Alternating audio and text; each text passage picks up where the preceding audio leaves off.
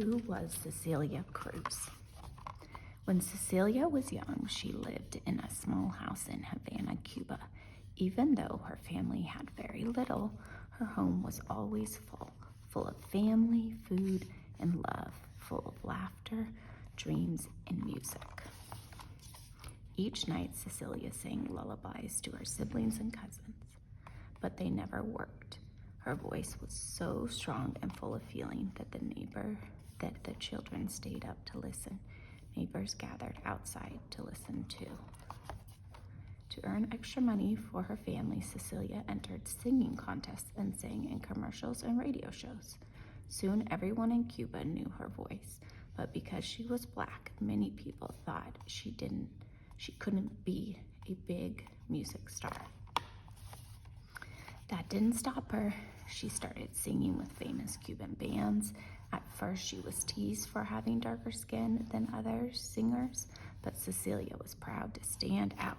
She wore dazzling outfits, danced to the rhythm, and sang from her heart.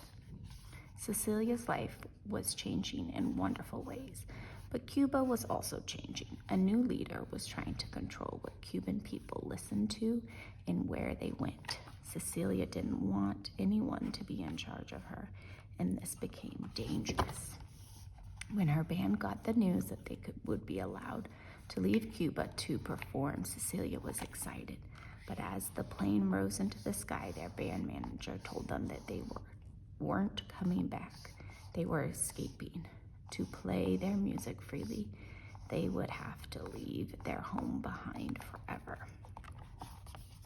Cecilia missed her family and country. She was filled with great sadness, but singing made her feel better. She performed in many cities, sharing the beauty and pride of her heritage with millions of people. And she found a new home in New York City, a place filled with music and talented musicians like her. After years of success, Cecilia noticed that fewer people were coming to hear her sing. Younger people were listening to music that was faster and more exciting than what she performed. Cecilia would never change who she was, but she was ready to try something new. She helped create a new kind of music called salsa. With salsa, Cecilia blended the sounds of Cuban music with a fast beat. Once more, she found a way to celebrate who she was and share her music and culture with more people. She became such a huge star, she was named the Queen of Salsa.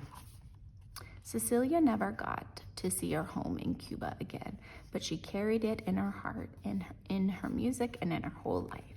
She used her powerful voice to show the world where she came from and who she was, and she lives on in the hearts of everyone who listens.